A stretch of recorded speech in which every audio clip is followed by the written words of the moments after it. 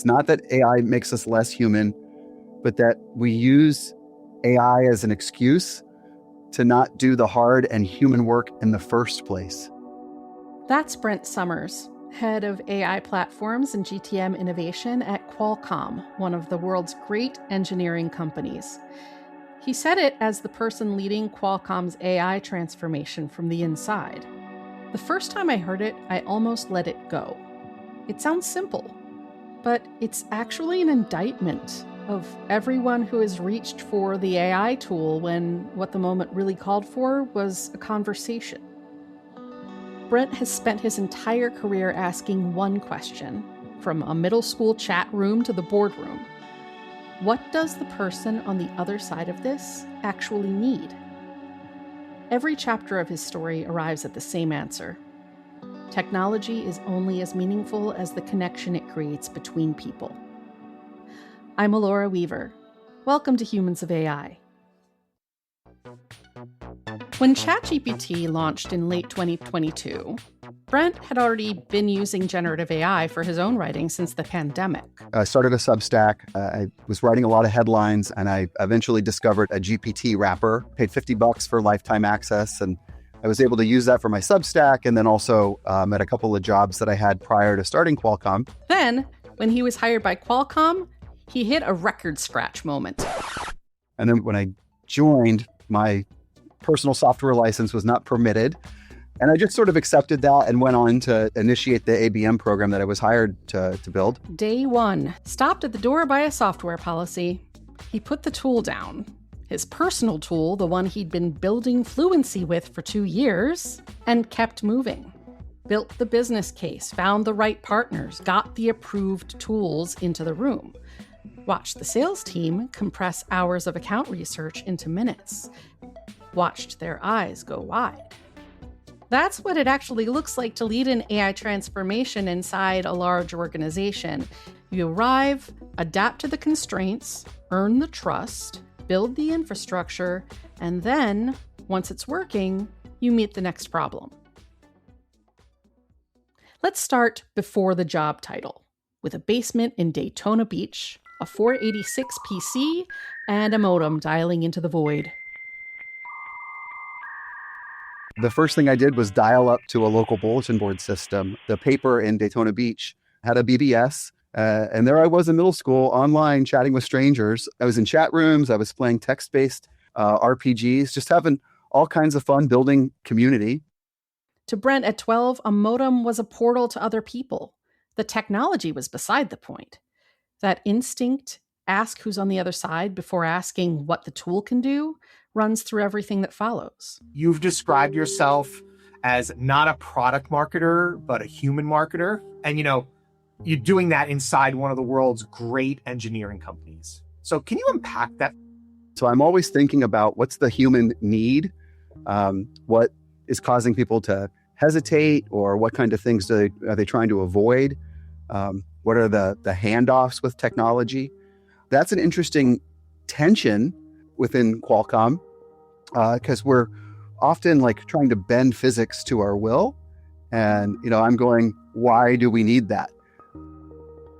Why do we need that? In an engineering culture built to answer, can we do this?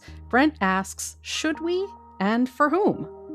It's the question most of us skip when we're moving fast and telling ourselves we'll optimize for the human experience later. I think at the application layer, there are all kinds of questions around what is someone interested in, willing to adopt, and that is wholly separate from, just pushing the frontier forward.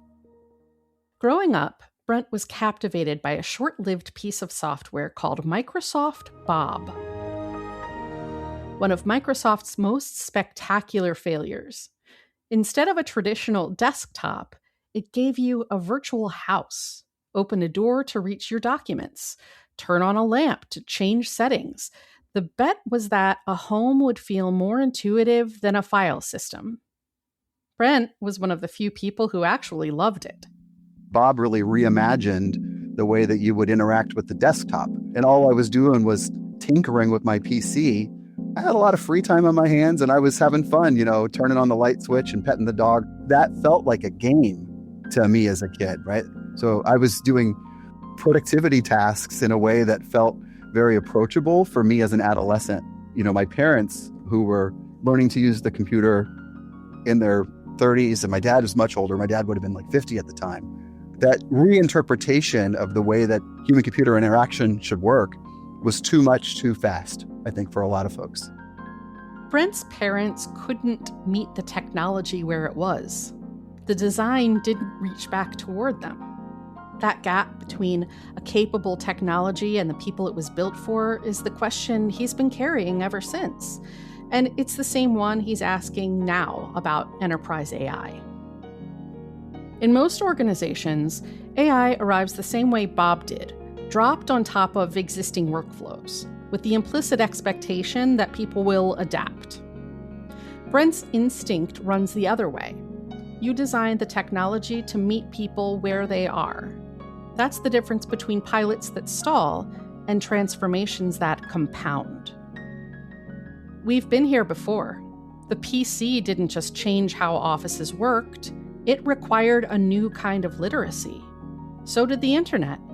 The organizations that thrived weren't the ones with better tools. They were the ones that helped their people develop a new relationship with how work gets done. AI is that kind of shift, a new language, not a faster version of the old one. And fluency doesn't come from onboarding. It comes from the willingness to feel incompetent for a while before you feel capable. Good design lowers the barrier. It gets people willing to try. Brent built that belief into how Qualcomm's transformation is framed at the top. As an organization, we're committed to something that Don McGuire, our CMO, is calling a people-led AI-powered transformation. In most AI transformations, including many we tell ourselves we're running, the sequence is get the tools, then figure out the people. What Don McGuire is naming and what Brent has been building is the opposite. The human stays at the center of every decision. Who delegates to AI? Who collaborates with it? Who sets it aside? That's a structural claim, and it points directly at what gets lost when the AI leads: judgment, taste, and the courage to take creative risks. Which is what Brent means when he says, the difference between a bold idea and a changed organization is the humans in the middle. So what does becoming fluent actually look like? Not in theory, but in the workflow on day 3 when the magic wears off.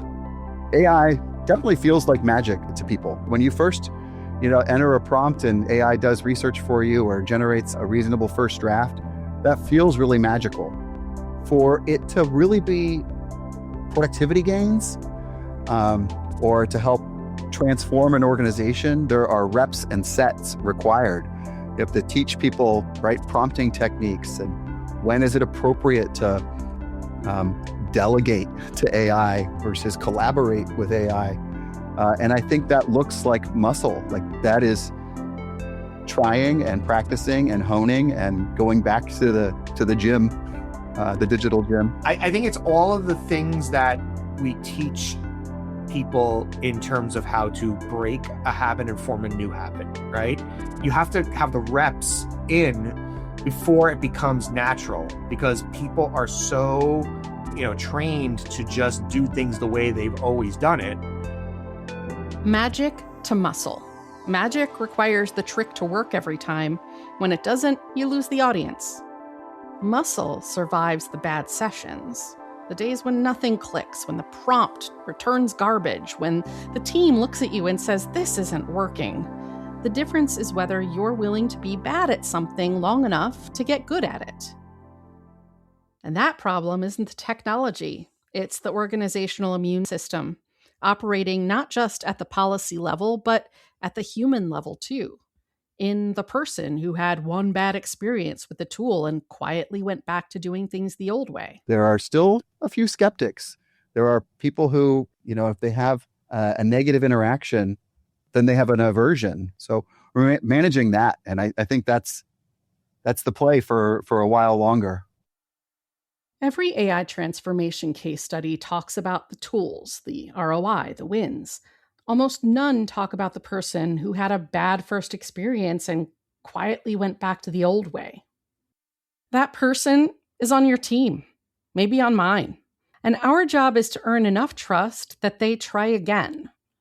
Not to overwhelm them with productivity stats, but to stay in relationship long enough that the next attempt lands differently. The pilot Brent eventually ran was not large. 12 users, 16 use cases, a few weeks. His VP was skeptical. This was well outside the lane of someone hired to run ABM. He ran it anyway. Every single person in that pilot group saw the value and wanted to keep their license. 3.5 years later, every person on the Qualcomm marketing team uses generative AI every week. 100%. Not because it was mandated, because the design worked. Because the tools were introduced in a way that met people where they were. Because someone had spent years earning the trust to make that possible. That's the outcome of human-led, AI-powered. And Brent is proud of every person who got there. What he'll tell you, though, is that the pride isn't in the adoption numbers. It's in what those numbers represent. People learning, adapting, and doing their best work. If we're talking to the CMOs and they're still in experimentation mode and they're sitting there with pilots and use cases, they haven't built an infrastructure, what would your advice to them be?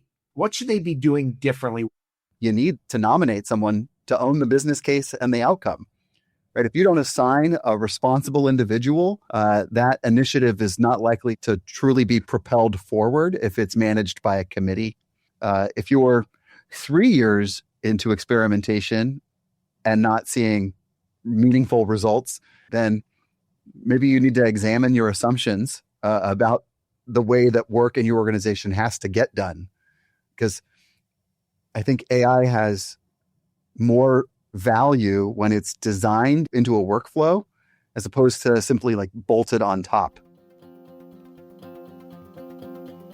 Someone who believes AI will reshape the nature of work and is building the infrastructure to make that happen still has to go home and sit with the question, what does this mean for the people I love working with? This stuff is getting crazy good, right? It is certainly more advanced than I thought it would be when I became the de facto champion for AI use inside of our organization. And so that is both significant opportunity and there's some risk there.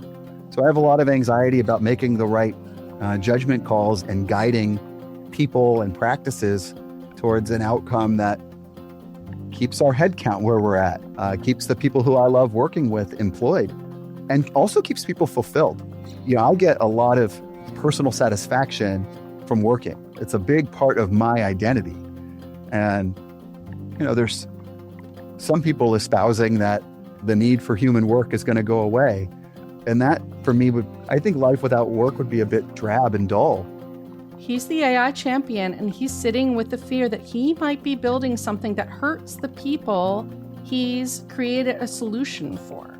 We have to remember that those of us who are at the edge here, you know, are impacting and influencing what happens next for people, right? So I appreciate that you have that empathy and that thoughtfulness in regards to what it means. How does someone who carries both of those things keep going?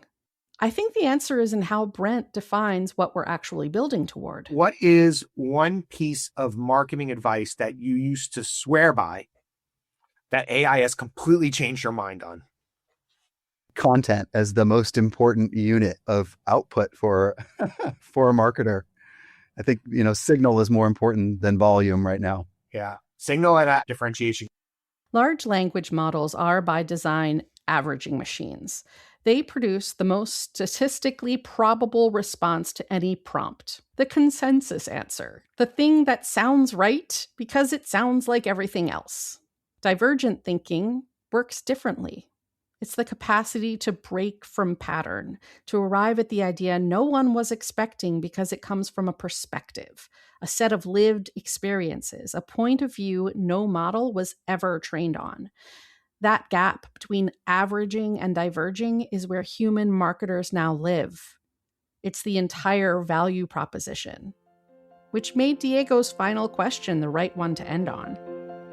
How do we stay human while growing a business in the age of AI? Well, I'm going to push back on the framing. There's an assumption there worth examining, right? That we need to stay human. That implies that our default trajectory with AI is going to pull us away from humanity. And yeah, I guess if we're not careful, vigilant, intentional, that we might drift. But I think the opposite risk is just as common and maybe more dangerous. And it's not that AI makes us less human, but that we use AI as an excuse to not do the hard and human work in the first place. His warning carries weight precisely because he believes in what he built. Don't let the tools become a way to avoid the conversations that need to happen. We have to have difficult conversations with each other, right? We have to talk to our customers to understand what their pains are, sitting with, contemplating, simmering. And I think a lot of that is human interaction. You know, we focus a lot on human-computer interaction, but human-to-human interaction is just as important. We're not in show business. Like, my agent shouldn't call your agent in every situation. Sometimes the humans should talk to each other. Stay human is a daily practice, not a posture. Choose the conversation, choose the call, choose the thing the tool can't do for you, because the moment requires you. That's what Brent has been building toward his entire career. And that's what he's asking the rest of us to build toward now. From a 12-year-old on a bulletin board in Daytona Beach to the person leading one of the most ambitious AI transformations in enterprise tech, every chapter of Brent's story has been a version of the same question. Are we using this tool to get closer to each other or to avoid each other?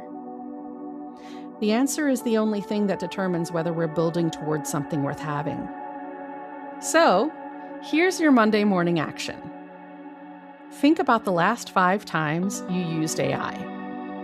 For each one, ask yourself, did this help me create a deeper understanding and connection with someone, or did it put distance between us? Some will pass. The research that freed you up for a deeper customer conversation. The summary that got your team aligned faster so you could spend the meeting on the hard questions. Some won't. The re-engagement email that went out when a call was what was needed. The brief that got sent when the team needed a conversation about what we're actually trying to say. The tool didn't fail. The intention did. And the only way to close that gap is to keep asking the question. Technology is only as meaningful as the connection it creates between people.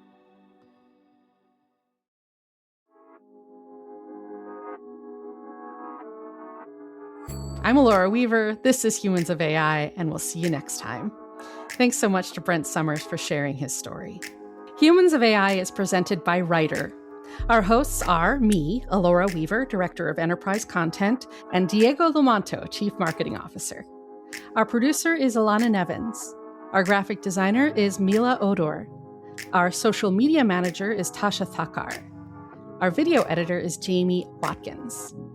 If this episode got you thinking about things in a new way, please share it with a friend, leave a review, and subscribe to hear more stories of humans working at the crossroads of technology and business.